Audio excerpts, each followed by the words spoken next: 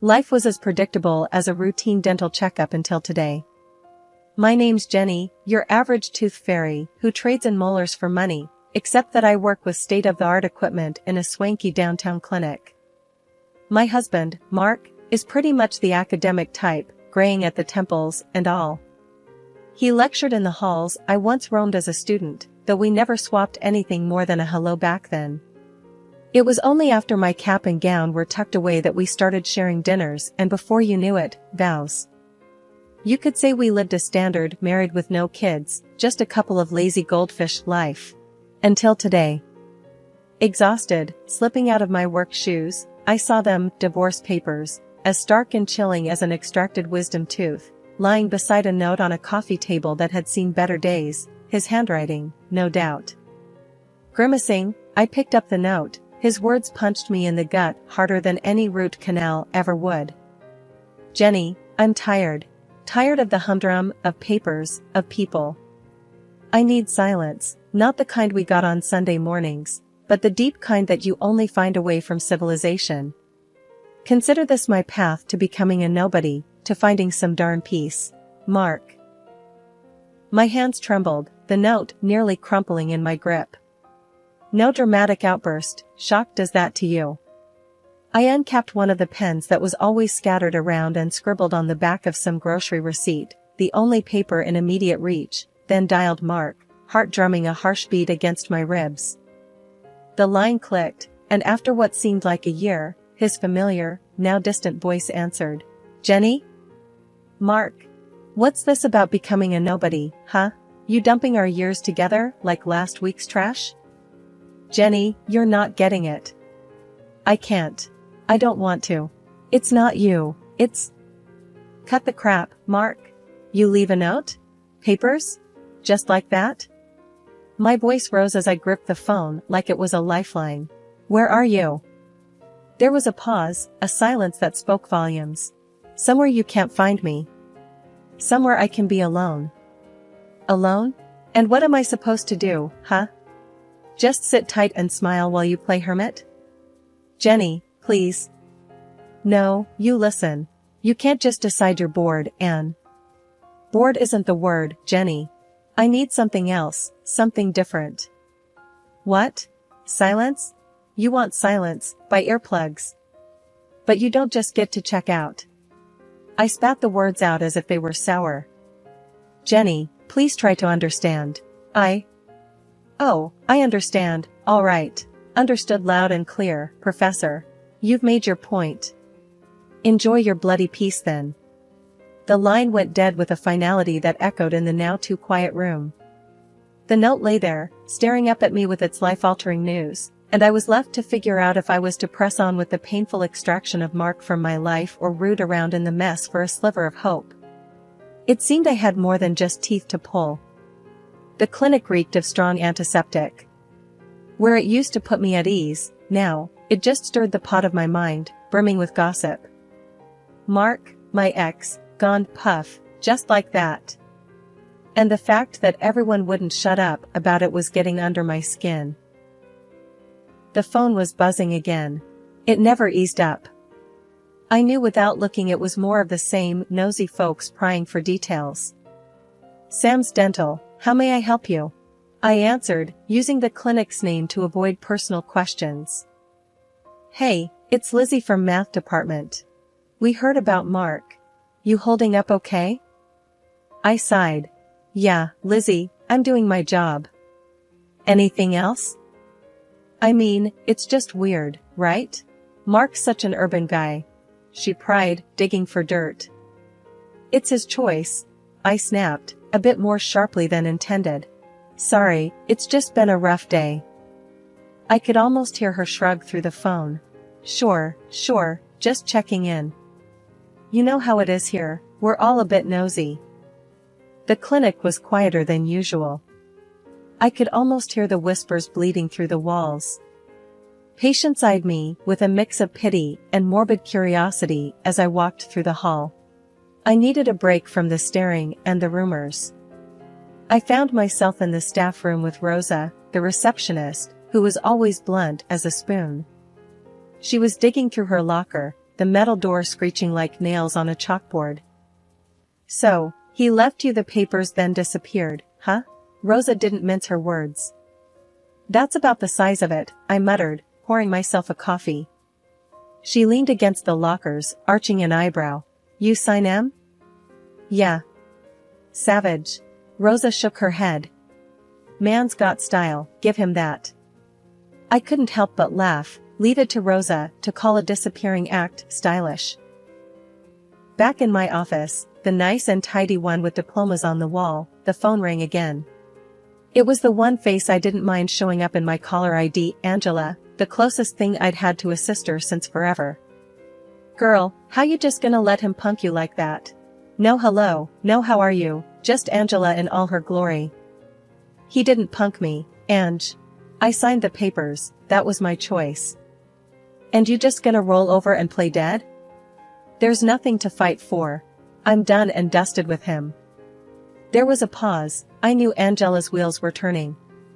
Fine, she said. But this isn't gonna fly. We're going out tonight. You need to blow off some steam, or you'll go nuts.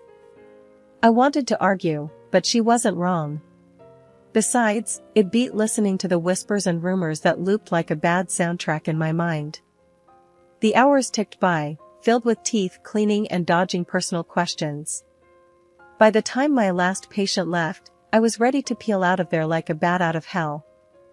Angela was waiting for me at the local dive, the kind of place where the beer was cold, and no one gave two hoots about your personal drama. I walked in and spotted her straight away, waving enthusiastically. What's kicking, chicken? She greeted me, sliding over a glass of something strong. Hey, Ange. Just the usual circus. I gulped down the drink, welcoming the burn. We talked, or rather, she talked, and I tried to forget. It worked, mostly. The clink of glasses and Angela's hearty laughter were a good combo. It was late when we said our goodbyes, just outside the bar. The night was dark, the wind was cold, and once inside my car, I realized something. I felt lighter. Like dropping off a heavy suitcase I'd been lugging around.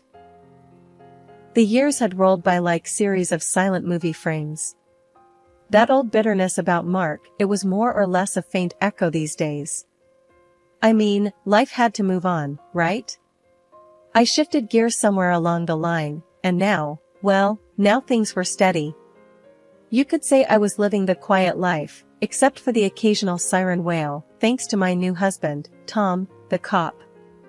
Tom was good people. A chuckle in a uniform, you might say. He had this knack, you know, for turning a crappy day around with just a smirk and a joke that was so bad it circled back to being good. Then there was Joey, our little typhoon in toddler form.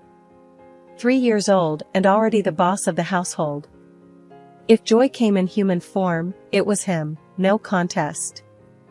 One pretty normal Tuesday, I was in the kitchen, fighting with the wrapper of a macaroni box. That's when Tom ambled in, his uniform looking like it had seen better days.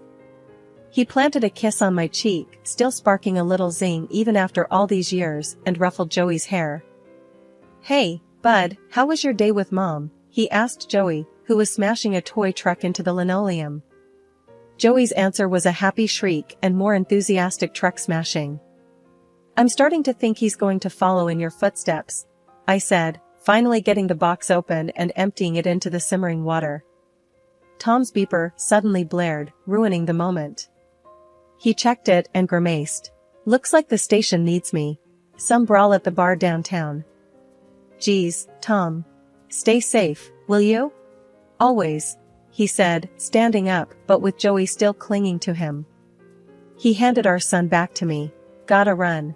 I'll try not to wake you too when I come back.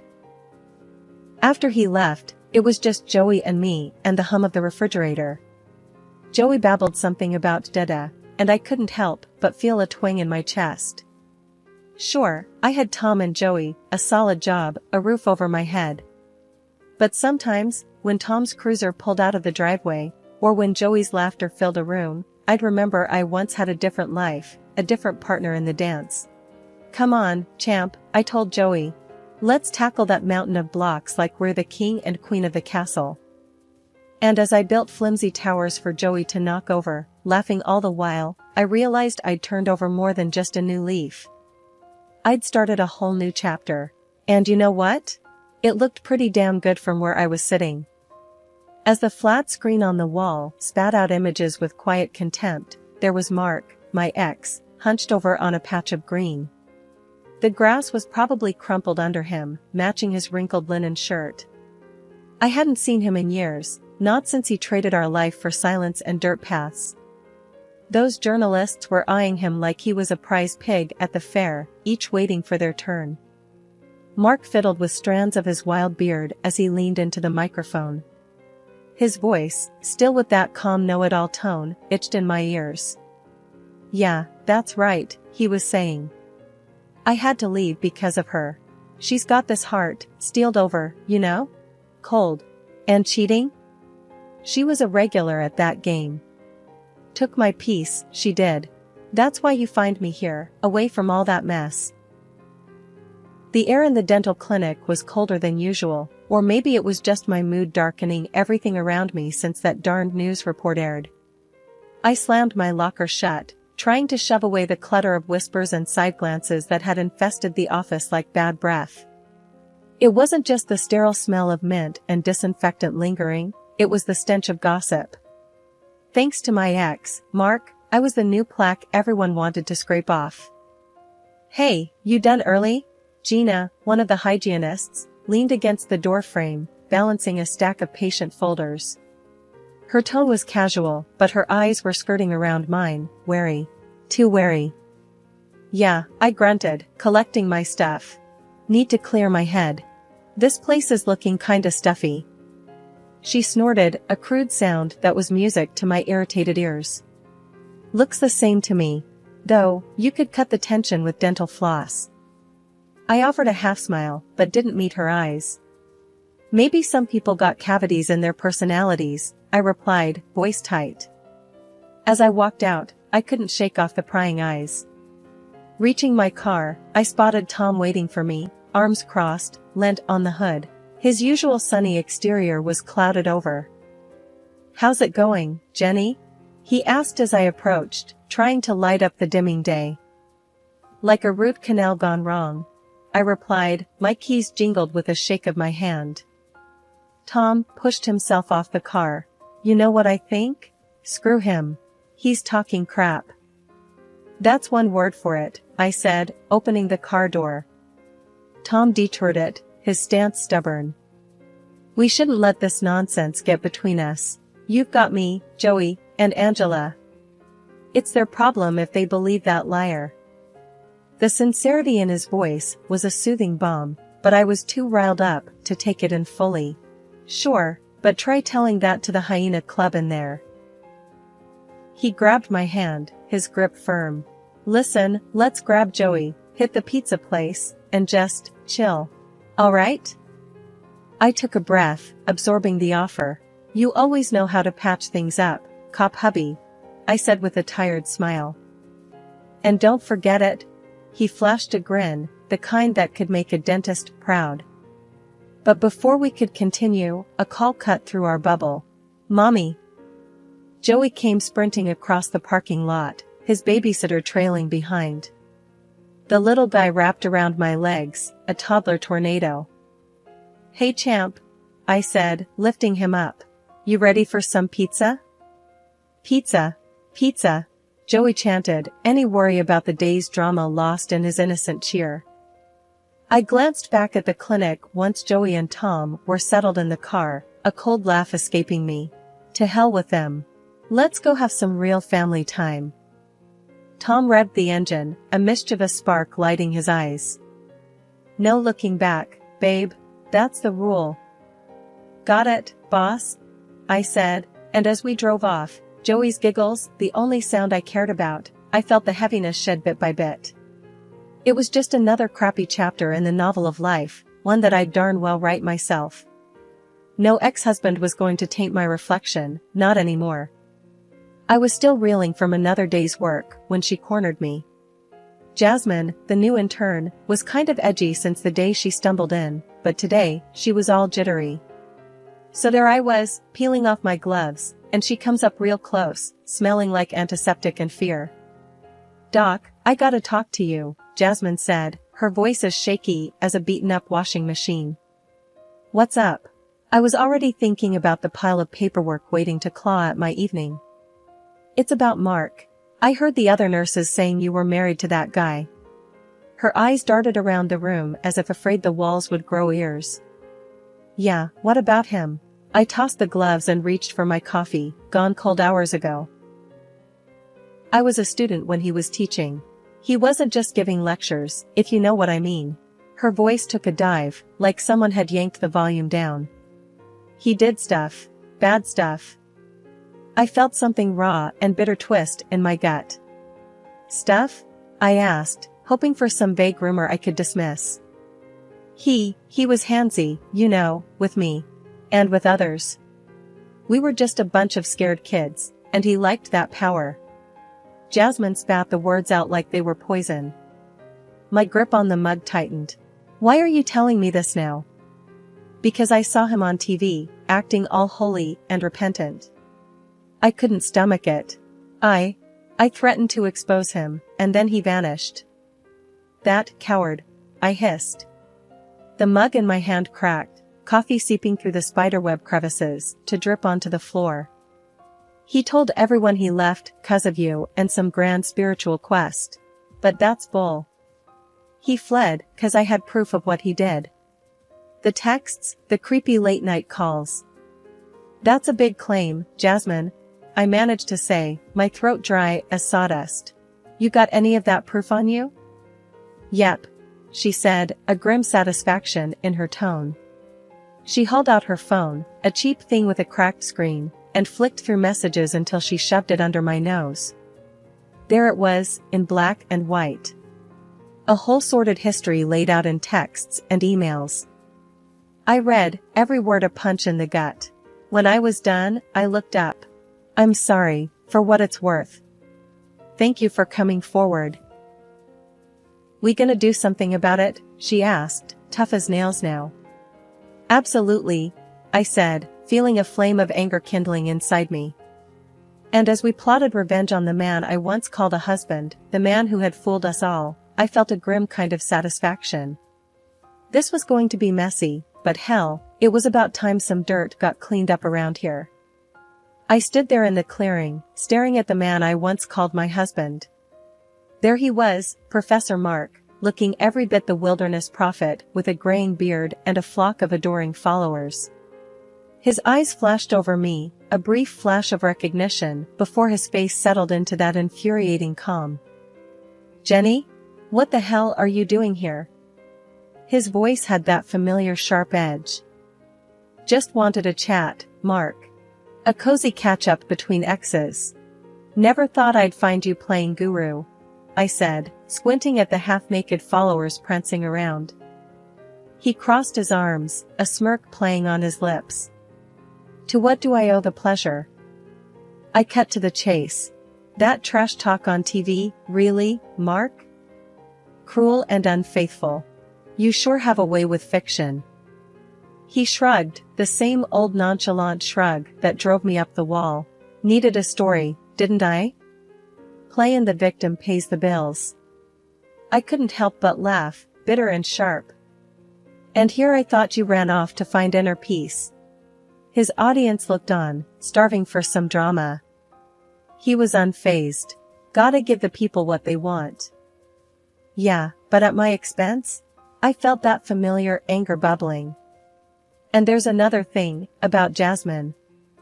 His face lost color for a second, but then he barked out a laugh. "Jasmine? That kid had nothing on me." His nerve was something else. Without breaking eye contact, I slid out my phone. Actually, she did. He squinted at the screen as I flicked through the messages Jasmine had sent me. Threats, creepy come-ons, the whole 9 yards. Mark tried to grab the phone out of my hands, but then Tom appeared next to me. The message of protection couldn't have been clearer if he was wearing a flashing sign. It made me feel safe and furious all at once that I needed it. "Look, everyone," Mark's voice broke through the silence, all smooth and soothing like one of those late-night radio hosts. "This is all a big misunderstanding, all right? My ex here, she's got it in for me, that's all this is." I could feel my jaw clench at his words, but I kept my cool. I wasn't about to let him get to me. Not this time. Tom's voice, gravel mixed with thunder, growled next to me. "Cut the crap, Mark. We all know what you did. And it's all coming out today." Mark's followers looked from him to me and back again, like they were watching a tennis match. Just then, the wail of the sirens cut through Mark's phony serenity like a chainsaw through butter. His face drained of color, which on him, looked almost impressive. "Please." Mark was kneeling now, the guru luster gone, replaced by sweaty desperation. "You can't do this. Think of my reputation." Tom snorted, stepping closer to Mark so that the kneeling man had to crane his neck just to keep eye contact. "Reputation? What about the lies about Jenny? What about all those messages, huh? What about Jasmine's story? You think that doesn't count for nothing? The game's up, buddy." Mark looked up at us, his eyes flicking from my snarl to Tom's stony glare, and then to the uniformed officers coming up behind us. There was a moment, a single moment, where he looked like he might run. But Mark didn't run. He just sat there on his knees, looking up. Looking like he knew that the tides had indeed turned. The followers were mumbling among themselves now, backing away from their fallen idol, their murmurs building like waves before a storm. Then, one of the cops stepped forward, flipping open a notebook. "Are you Professor Mark Thompson?" he asked, his tone neutral. Mark just nodded, his voice squeaking like a rusty hinge.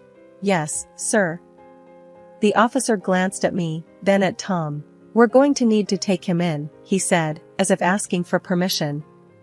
Tom just gave a short nod, and I felt my heart kick up a notch. This was it. Mark shot one last desperate look at his disciples. "I'm being set up," he yelled, hoping for sympathy, salvation. But seeing the truth staring back at him from the scattered glances of the crowd was the nail in the coffin of any sympathy he hoped for. The cop cuffed him with all the flair of someone clocking in for a routine shift. "Mark Thompson, you are under arrest." The clink of the cuffs was like the sweetest music, and that's when I knew, for sure. The tides hadn't just turned, they'd flipped, completely. Tom wrapped his arm around me as we watched Mark being led away. The scene felt almost surreal. I turned to Tom, and his nod told me everything. We were on the same team, and we were strong. I was standing outside and breathing in the fresh air. The phone in my pocket started its own dance, buzzing with incoming calls, no doubt apologies and awkward backtracking. I had no interest in their sorry words. "I told you so" wasn't my style. The door to the clinic swung open, and Jasmine walked out. "Hey, Doc," she said, with a grin that seemed out of place, but right for someone who'd just shrugged off a weight they'd been dragging around. "Is it true? They got him?" "Yep," I said, feeling a sharp sense of satisfaction at her smile. "It's true." "Good. It's about damn time," she said, her voice firm. I could hear some of my own resolve echoed in her tone. Jasmine had courage, coming forward, speaking out. "It's not easy, facing ghosts." "He won't be seeing the outside of a jail cell for a long while," Tom said. "Good riddance," she shot back, no hint of sympathy for my ex-husband. I couldn't help smiling at her spunk. "You did good," I said. "Really good." Tom's radio crackled with police chatter, but he ignored it, his attention on today's victory. "You gonna celebrate?" Jasmine asked. Her shift was obviously over, and she was all but bouncing on her heels, ready to let relief transition into something warmer, more joyful. "Mom's got Joey," I answered. "So, yeah, we'll celebrate." Quietly. Jasmine nodded, then left, her steps light. "Let's go home, Tom," I said after a moment. "Let's go be with our son." "Nothing I'd rather do." He agreed, and we turned away, my hand finding his. strength in our combined grip, ready to face whatever came next, together.